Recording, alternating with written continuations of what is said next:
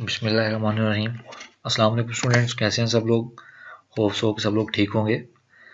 आज हमारा जो टॉपिक है वो डाटा स्ट्रक्चर्स से रेलिवेंट ही है। डाटा स्ट्रक्चर्स की हम डिफरेंट टाइप्स कल पढ़ रहे थे, तो उसमें हमने प्रिमिटिव और नॉन प्रिमिटिव पहले टाइप्स पढ़ी थी। दो तरह की टाइप्स पढ़ी थी हमने। प्रिमिटिव जो सिंगुलर डाटा को स्टोर करती हैं या सिंगुलर वैल्यू को स्टोर करने वाली जो डाटा टाइप्स होती हैं वो डाटा स्ट्रक्चर्स क्या कहलाते हैं, हमारे पास प्रिमिटिव होते हैं। इसी तरह हमने नॉन प्रिमिटिव के बारे में पढ़ा था। तो नॉन प्रिमिटिव वो वाली डाटा स्ट्रक्चर्स या डाटा टाइप्स होती हैं जो कि मल्टीपल सेम टाइप की वैल्यूज़ को अपने अंदर स्टोर कर सकते हैं या एबिलिटी देती हैं, एक ऐसे वेरिएबल को एक ऐसी एबिलिटी देती हैं कि वो एक सिंगल टाइप के मल्टीपल वैल्यूज़ को अपने अंदर स्टोर कर सकें। तो उससे फर्दर हमने पढ़ी थी लीनियर और नॉन लीनियर पढ़ी थी। तो लीनियर में हमने पढ़ा था कि जो कॉन्टीन्यूसली एक दूसरे के साथ बिल्कुल जुड़ी हुई जो एलिमेंट्स को बनाते हैं वो वाली हमारे पास लीनियर आती हैं, और नॉन लीनियर में हमारे पास आ जाते थे दो तरह के डाटा स्ट्रक्चर्स आ जाते थे। एक ग्राफ था और दूसरे नंबर पे हमारे पास था ट्री। तो नॉन लीनियर को ही आज नेक्स्ट डिस्कस करेंगे, और नॉन लीनियर में हमारे पास एक टाइप थी ग्राफ, और ग्राफ को आज हम पढ़ेंगे डिटेल के साथ। ग्राफ में क्या होता है, ग्राफ किस तरह से बनाया जाता है, ग्राफ के अंदर कौन कौन सी इसकी प्रॉपर्टीज़ होती हैं, तो ये सारी चीज़ें इसमें डिस्कस करेंगे। तो ग्राफ क्या होता है, सबसे पहले आज का जो हमारा कंटेंट होंगे, आज हमने जो डिस्कस करना है इस लेक्चर के अंदर वो टाइप्स ऑफ ग्राफ्स होंगी, ठीक है। उसके बाद हम इसकी टर्मिनोलॉजी के बारे में देखेंगे और स्टोरेज स्ट्रक्चर देखेंगे इसका कि ये कैसे डाटा को स्टोर करता है।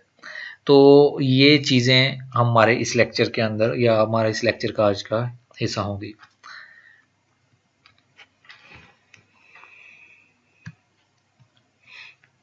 तो ग्राफ के बारे में देखते हैं, ग्राफ क्या होता है। A data structure that consist of a set of nodes. Nodes बोलते हैं वर्टिसेस को। वर्टिसेस क्या होते हैं वो नेक्स्ट हम अभी इसको डिस्कस करते हैं कि वर्टिसेस क्या होते हैं। And a set of edges that relate the nodes to each other. तो दो चीज़ों का मजमुआ होता है हमारे पास ग्राफ। ग्राफ में वर्टिसेस होते हैं और एजेस होते हैं। वर्टिसेस सेट ऑफ वर्टिसेस यानी कि दो या दो से ज़्यादा वर्टिसेस होते हैं, और जो एजेस होते हैं वो वर्टिसेस के लिहाज से होते हैं या बाज़ औक़ात कम भी हो सकते हैं और एजेस ज़्यादा भी हो सकते हैं। तो एजेस वो पाथ या वो लाइंस या वो रास्ता जिनके ज़रिए दो वर्टिसेस को आपस में कनेक्ट किया जाएगा, वो तमाम की तमाम लाइंस या वो रास्ते या वो वे जो होगा उनको हम क्या बोलते हैं, एजेस बोलते हैं। मज़ीद इन वर्टिसेस और एजेस को अभी डिस्कस करेंगे, लेकिन फ़िलहाल ये अभी डेफिनेशन है कि वर्टिसेस क्या होते हैं जो कि वैल्यूज़ को स्टोर करते हैं, और एजेस क्या होते हैं एक वैल्यू को दूसरी वैल्यू के साथ कनेक्ट करवाने के लिए या एक नोड को दूसरे नोड के साथ कनेक्ट करने के लिए जो लाइंस या एजेस वगैरह जो रास्ते वगैरह यूज़ होते हैं उनको हम क्या बोलते हैं, एजेस बोलते हैं। The set of edges describe relationship among the vertices. ये एजेस जो है एक्चुअली करते क्या है कि एजेस जो हैं दो वर्टिसेस का आपस में रिलेशनशिप डिफाइन करते हैं, ठीक है। अगर दो वर्टिसेस हैं हमारे पास एक ग्राफ के अंदर, तो दोनों का आपस में रिलेशन बनता है या दोनों आपस में एक दूसरे के साथ कनेक्ट हैं कि नहीं है, ये हमें किससे पता चलेगा, एज से पता चलेगा। ए बी के साथ कनेक्ट है या बी ए के साथ कनेक्ट है, ये भी हम कहाँ से पता चलेगा, एज से पता चलेगा कि ये हम कौन कौन से वर्टिसेस या दो कौन कौन से नोड्स जो हैं वो आपस में रिलेशनशिप रखते हैं, ये हमें कहाँ से पता चलता है, एजेस को देखने से पता चलता है। तो एक्चुअली हम अगर बात करते हैं कि ग्राफ को अगर नोटेशन की शक्ल में लिखें तो इसकी जो नोटेशन बनती है वो क्या बनती है, G is equal to V and E, ठीक है। जी से मुराद ग्राफ, वी से मुराद वर्टिसेस एंड ई से क्या होता है, एजेस। तो वी ऑफ जी का मतलब क्या है कि जी के जो वर्टिसेस हैं ए finite non empty set of vertices. एक जो ग्राफ होगा उसके अंदर फनाइट हमारे पास वर्टिसेस होंगे। फाइनाइट का मतलब लिमिटेड से वर्टिसेस होंगे, ये नहीं होगा कि अनलिमिटेड होंगे, फाइनाइट होंगे, और साथ में वो नॉन एम्प्टी होंगे। लाजमी उनके अंदर कोई ना कोई वैल्यू एग्जिस्ट करती होगी, ऐसा कभी भी नहीं होगा कि किसी वर्टिस के अंदर या किसी नोड के अंदर कोई वैल्यू एग्जिस्ट ना करती हो। एजेस की बात करते हैं, ए सेट ऑफ एजेस। तो हमारे पास जितने वर्टिसेस होंगे कह लेंगे उनसे हाफ हमारे पास एजेस होंगे, क्योंकि दो वर्टिसेस को मिलाने के लिए हमारे पास कम से कम एक एज लाजमी यूज़ होता है। तो ये मैंने एग्जांपल दिया कि हाफ वाले, लेकिन कभी ज़्यादा भी होते हैं कि दो वर्टिसेस जो हैं दो एजिस के साथ भी एक दूसरे के साथ कनेक्ट होते हैं, 3 के साथ भी हो सकते हैं, तो इससे ज़्यादा भी तादाद हो सकती है। लेकिन ये मैंने आपको जैसे एक समझाने के लिए बात की है कि एजिस जो होते हैं वो जो नोड्स को मिलाते हैं या वर्टिसेस को आपस में मिलाते हैं, उनकी तादाद में भी वर्टिसेस से थोड़ी सी कम हो या हाफ हो। यहाँ पे ये बात करते हैं, एग्जाम्पल से मैं आपको समझाता हूँ कि ये डायग्राम से देख लेंगे, आपको पता चल जाएगा वर्टिसेस क्या चीज़ें हैं और एजिस क्या होते हैं। यहाँ पे ये देखें, ये 0, ये 1, 2, 3 एंड 4, ये तमाम जो हैं, ये गोल सर्कल्स जो हैं, ये हमारे पास क्या हैं, वर्टिसेस हैं। इनको नोड्स बोला जा सकता है, इनको वर्टिसेस बोला जा सकता है, या इनको वैल्यूज भी कहा जाता है, ठीक है। और जो इनको आपस में कनेक्ट करवा रही हैं लाइंस, ये वाली लाइन, ये देखो लाइन है इस जो के 0 को 4 के साथ कनेक्ट कर रही है, 0 को 1 के साथ कनेक्ट कर रही है, 1 को 4 के साथ कनेक्ट कर रही है, 4 को 3 के साथ और 3 को 1 के साथ। तो ये जो लाइंस हैं इनको क्या बोला जाता है, एजिस बोला जाता है।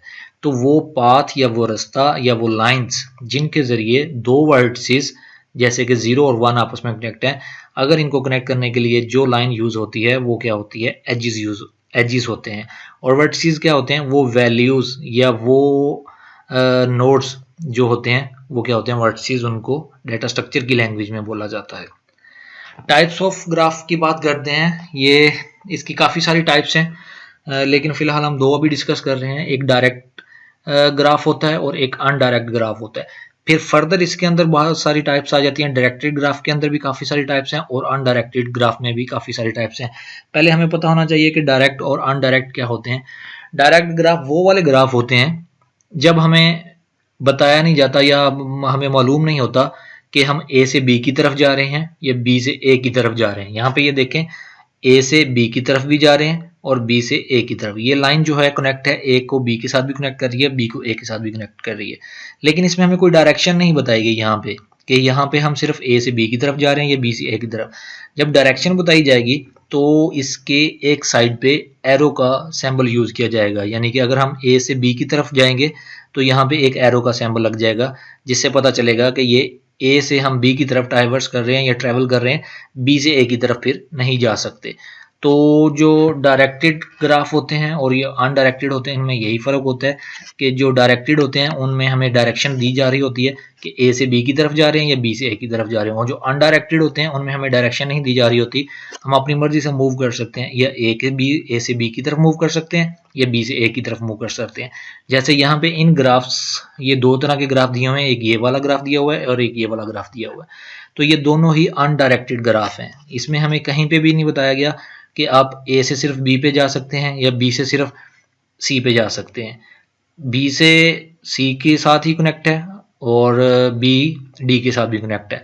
हम डी से बी की तरफ भी जा सकते हैं और बी से डी की तरफ भी जा सकते हैं, इसी तरह बी से सी की तरफ भी जा सकते हैं और सी से बी की तरफ भी। लेकिन बी से ई की तरफ नहीं जा सकते क्योंकि कॉमन सेंस की बात है कि ये एक दूसरे के साथ कनेक्ट नहीं है। तो जो वर्टिसेस आपस में कनेक्ट होंगे सिर्फ उनकी बात की जा रही है, और वो ही उनको अगर डायरेक्शन बताई गई है तो फिर हम उसी डायरेक्शन में ही फ्लो कर सकते हैं, अदरवाइज नहीं, जो फिर हम किसी भी तरफ कर सकते हैं। जैसे यहाँ पे ये दूसरा ग्राफ एक दिखाया गया है, इस ग्राफ में हमें बताया गया है जी कि 6 से 5 के पास जा सकते हैं, 6 से 3 के पास जा सकते हैं और 6 1 के साथ भी कनेक्टेड है। तो हमें जिस तरफ भी मूव होना है, जिस तरफ भी फ्लो होगा हमारा, हम उस तरफ जा सकते हैं। लाजमी नहीं है कि सिर्फ 6 से 5 या 5 से 6 से 3 की तरफ जा सकते हैं, बल्कि हम 5 से 6 की तरफ भी आ सकते हैं और 3 से 6 की तरफ भी जा सकते हैं। ये दोनों थी एग्जाम्पल अनडायरेक्टेड ग्राफ की। अब हम डायरेक्टेड ग्राफ देख लेते हैं। तो डायरेक्टेड ग्राफ की एग्जाम्पल ये आ गई, यहाँ पे ये देखें, मैंने अभी आपको बताया था कि वर्टिसेस के दरमियान जो एजिज होंगे वहाँ पे हमें एरो के सिंबल के साथ बताया जा रहा होगा कि हम यहाँ से कहाँ पे ट्रेवल कर सकते हैं। यहाँ से ए से हम बी की तरफ ट्रेवल कर सकते हैं और ए से डी की तरफ कर सकते हैं, लेकिन डी से ए की तरफ या बी से ए की तरफ नहीं जा सकते, क्योंकि ये अब हमारी रिस्ट्रिक्शन हो गई, हमारे लिए एक पाबंदी लग गई है कि ये यहाँ से अगर हम ट्रैवल करना चाहते हैं तो हमेशा ए से बी की ही तरफ करेंगे या ए से डी की तरफ करेंगे। लेकिन अगर हम डी से ए की तरफ जाना चाहते हैं तो नो वे, ये पॉसिबल नहीं है यहाँ पे। तो ये हमारा, अगर हम कर भी लेंगे किसी तरह से तो वो गलत हो जाएगा, तो इस तरह से हम नहीं कर सकते। यहाँ की बात करते हैं तो यहाँ पे भी यही चीज़ें बताई गई हैं, हम 0 से 1 की तरफ मूव हो सकते हैं, 0 से 2 की तरफ मूव हो सकते हैं, लेकिन 2 से 0 की तरफ मूव नहीं हो सकते, 1 से जो है 0 की तरफ मूव नहीं हो सकते। इसी तरह 2 से 1 की तरफ जा सकते हैं, लेकिन 2 से 0 की तरफ नहीं जा सकते। तो ये एरो सिंबल्स जो हैं वो हमें डायरेक्शंस दे रहे होते हैं या डायरेक्ट कर रहे होते हैं कि हम किस तरफ से किस तरफ को जा सकते हैं। उनकी ऑपोजिट साइड पे या रिवर्स पे हम मूव नहीं हो सकते, क्योंकि ये यहाँ पे हमारे लिए कंस्ट्रेंट हो जाती है, हमारे लिए एक रिस्ट्रिक्शन हो जाती है, तो हम इसको फॉलो करेंगे।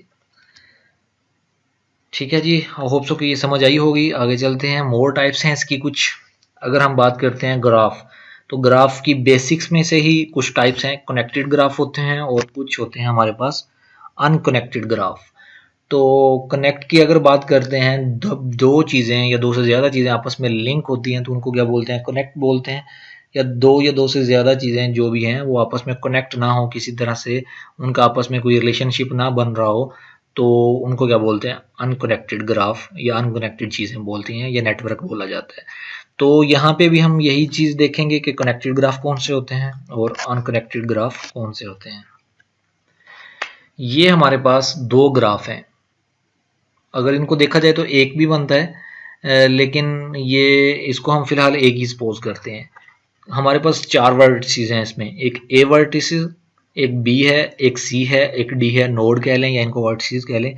तो हम ए से बी के साथ कनेक्ट हैं, एक एज यूज किया गया है, उसके जरिए हम ए से बी के साथ कनेक्ट हैं, और ए से डी के सी से डी के साथ कनेक्ट हैं। लेकिन ए से सी के साथ कनेक्ट नहीं है या बी से डी के साथ कनेक्ट नहीं है, तो ये हमारे पास जो ग्राफ होगा ये अनकनेक्टेड ग्राफ होगा, क्योंकि इसमें हमारे पास चार वर्टिसेस हैं, चार में से दो दो आपस में कनेक्ट हैं, लेकिन बाकी जो दो हैं वो आपस में कनेक्ट नहीं है। तो इस वजह से ये कंप्लीट नहीं हो रहा हमारा ग्राफ। तो ये अनकनेक्टेड ग्राफ की एग्जांपल है। कनेक्टेड ग्राफ की बात करते हैं तो ये वाली है। इसमें हम देखेंगे कि 0 1 के साथ कनेक्ट है, 0 4 के साथ कनेक्ट है, 0 1 4 के साथ है, 4 1 के साथ है, 3 के साथ है, इसी तरह से 2 1 और 3 के साथ हैं। तो इसमें आप देख रहे होंगे कि सारे ग्राफ, जो सारे वर्टिसेस हैं या जो सारे नोड्स हैं, वो एक दूसरे के साथ कनेक्टेड हैं। कोई भी ऐसा नोड नहीं है जो कि एक अकेला एग्जिस्ट करता हो। सारे के सारे कोई ना कोई जो नोड है वो किसी ना किसी के साथ कनेक्ट है। तो इस तरह का जो ग्राफ होगा वो क्या कहलाएगा, कनेक्टेड ग्राफ होगा। लाजमी नहीं है कि कोई भी एक वर्टिस या कोई भी एक नोड जो है वो एक से ज़्यादा नोड्स के साथ कनेक्ट होना चाहिए, ये ज़रूरी नहीं है, लेकिन वो किसी एक के साथ लाजमी कनेक्ट होगा, वो क्या कहलाएगा, कनेक्टेड ग्राफ कहलाएगा। अगर वो एक नोड उसमें से अकेला एग्जिस्ट कर रहा है, उसके साथ कोई चीज़ कोई भी नोड साथ में अटैच नहीं हो रहा, उसके साथ लिंक नहीं कर रहा, तो फिर वो क्या होगा, अनकनेक्टेड ग्राफ कहलाएगा। यहाँ पे देखते हैं, ये उसी की एग्जांपल आ गई है। मैंने आपको अभी बताया कि अगर उनमें से कोई एक जो है अलग से एग्जिस्ट कर रहा हो तो वो अनकनेक्टेड होगा। जैसे यहाँ पे बात करते हैं, ये देखें, ये 9 और 10 और ये 14, 9 और 10 जो है ये एक ग्राफ है और 14 भी इनके साथ शामिल है। लेकिन यहाँ पे देखें, जो 9 और 10 है ये कनेक्ट है, लेकिन 14 इनके साथ कनेक्ट नहीं है, तो ये हमारे पास क्या बनता है, एक अनकनेक्टेड ग्राफ बनता है। लेकिन अगर हम इस पूरे को एक ग्राफ समझते हैं या बात करते हैं इसकी, तो यहाँ पे ये 14 भी किसी के साथ नहीं एग्जिस्ट कर रहा, किसी के साथ लिंक नहीं कर रहा, जबकि ये वाला जो मेन ग्राफ है ये इन तीनों के साथ नहीं लिंक कर रहा। ये जो एक ट्राइंगल सी बनी हुई है, ये तीनों आपस में तो कनेक्ट कर रहे हैं लेकिन इनके साथ कनेक्ट नहीं कर रहे, तो ये भी इनके साथ। तो हमने अभी कहा, सपोज किया है कि ये सारे के सारे वर्टिसेस जो हैं एक ही ग्राफ का हिस्सा हैं, लेकिन यहाँ पे कुछ वर्टिसेस जो हैं वो कनेक्टेड नहीं है एक दूसरे के साथ, तो हम इसको क्या बोलेंगे, अनकनेक्टेड ग्राफ बोलेंगे। तो दूसरी एग्जांपल यहाँ पे है कनेक्टेड ग्राफ की। यहाँ पे ये देखें, ये वाली जो एग्जांपल है ये कनेक्टेड ग्राफ की है। ए बी के साथ भी है, ए सी के साथ भी है, बी सी के साथ भी है, डी के साथ भी है, और ये ई देखें, ये सिंगल नहीं है, ई डी के साथ कनेक्ट है। तो मैंने अभी कहा था कि लाजमी नहीं था कि एक कनेक्ट जो नोड है वो एक से ज़्यादा नोड्स के साथ कनेक्ट हो, एक कम से कम एक के साथ भी कनेक्ट हो जाता है तो वो उस ग्राफ का हिस्सा बन जाता है, तो उसको हम क्या बोलेंगे, कनेक्टेड ग्राफ बोलेंगे। तो यहाँ पे देखें, ये डिसकनेक्टेड ग्राफ है। जो दूसरी एग्जांपल है ये किसकी है, डिसकनेक्टेड ग्राफ की है। इसको आप देख रहे होंगे बज़ाहिर तो ये कनेक्टेड लग रहा है क्योंकि इसके अंदर सारे के सारे जो वर्टिसेस हैं वो एक दूसरे के साथ कनेक्ट हैं, लेकिन ऐसा नहीं है क्योंकि यहाँ पे डायरेक्टेड ग्राफ की बात हो रही है।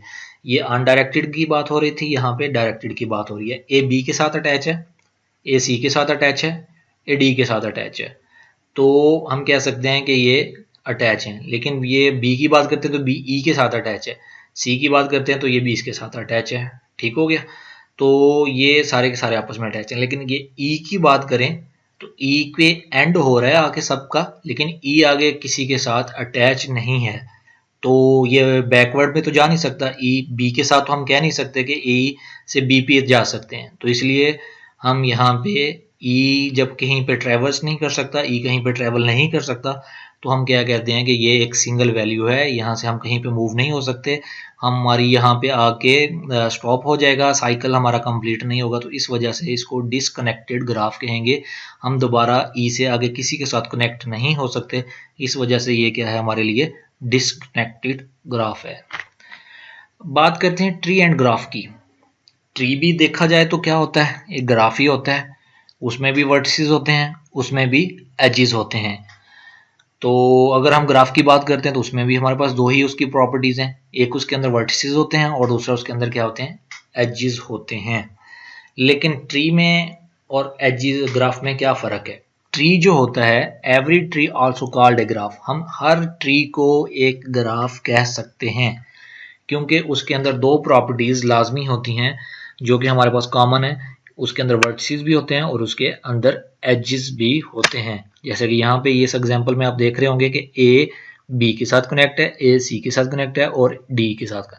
तो ग्राफ, किसी भी डायग्राम का ग्राफ होना काफ़ी है कि वो आपस में कनेक्ट हो दो चीज़ों के साथ, उस डायग्राम के अंदर दो चीज़ें हों, ए यानी कि उसके अंदर वर्टिसेस हों और साथ में उसके अंदर एजेस हों, तो ये।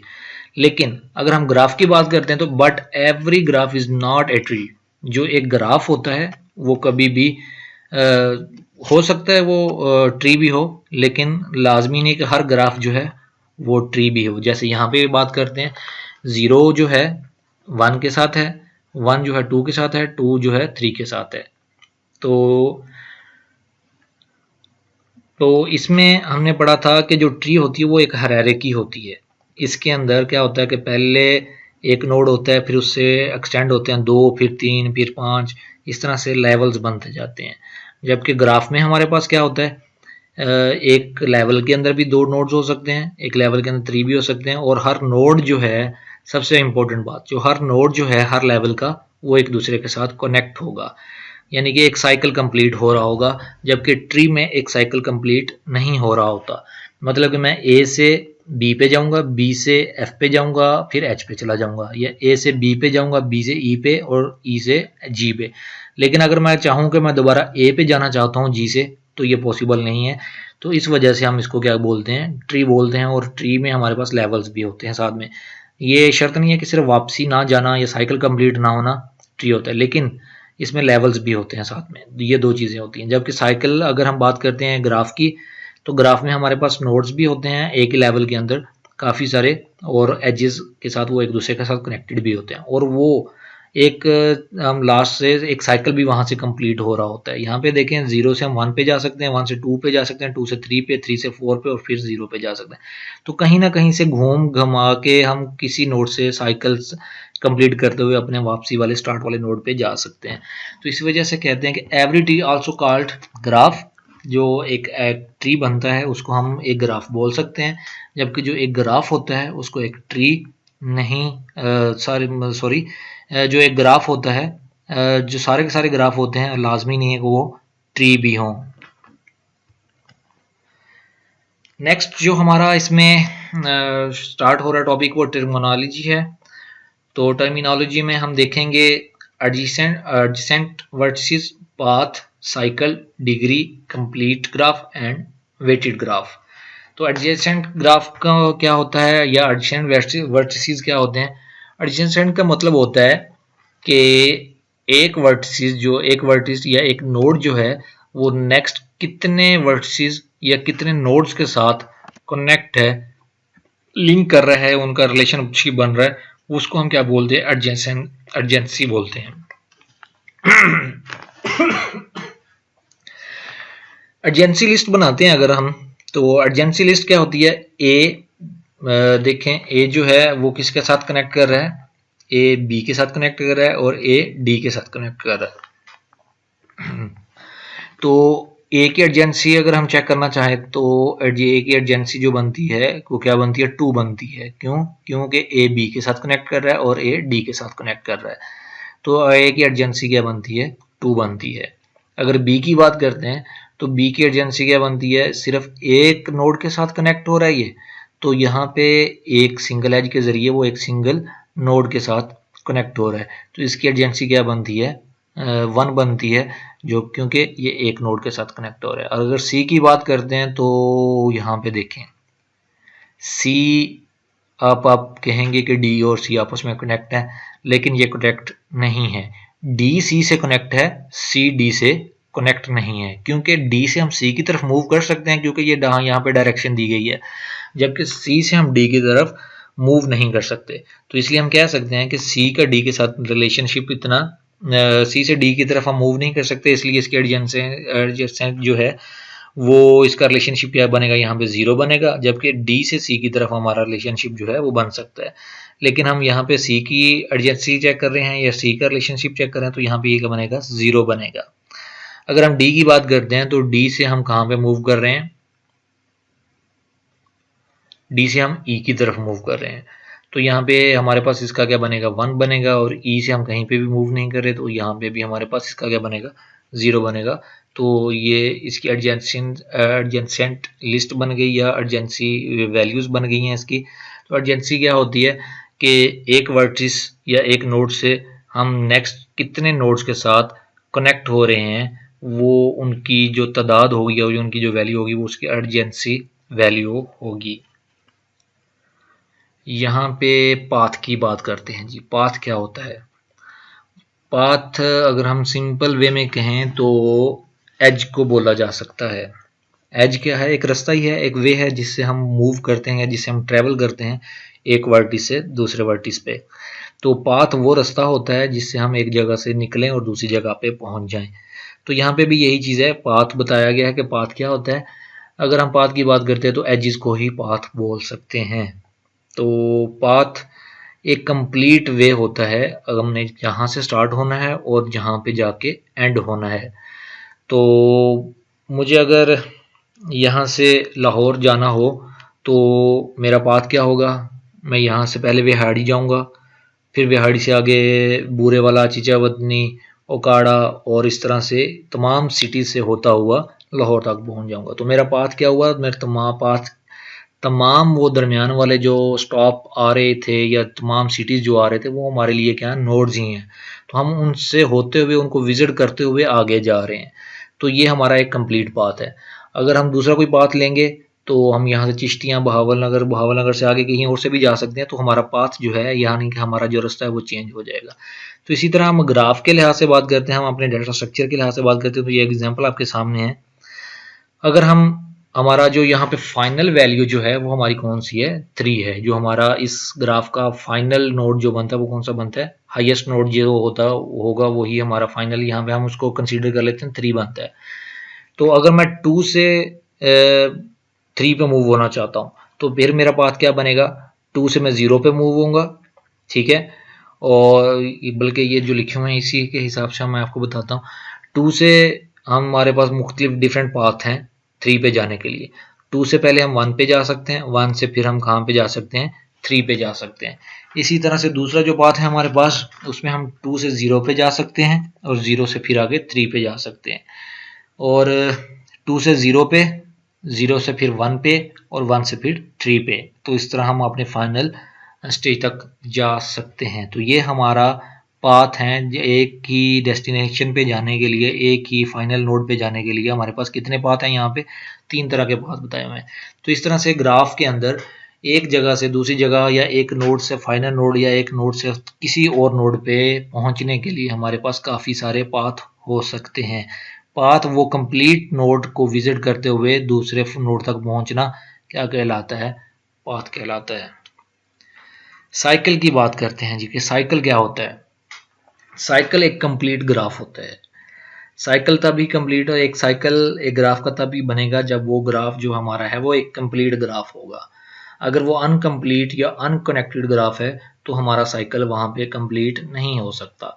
साइकिल का मतलब ये है कि अगर हम हमारी इनिशियल नोड से निकलें, फाइनल नोड पर तक पहुंच जाएं और फिर फाइनल से हम दोबारा अपने इनिशियल तक पहुंच जाएं तो वो हमारे लिए क्या होगा, एक साइकिल ग्राफ होगा। जैसे यहाँ पे देखें, ए से हम बी पे जाते हैं, बी से सी, सी से ई, ई से फिर डी, डी से बी, और तो इस तरह से हम अपने ग्राफ तक, ये जो इतना हिस्सा जो है इसका, ये साइकिल हमारा जो है साइकिल ग्राफ यहाँ पे कंप्लीट हो रहा है।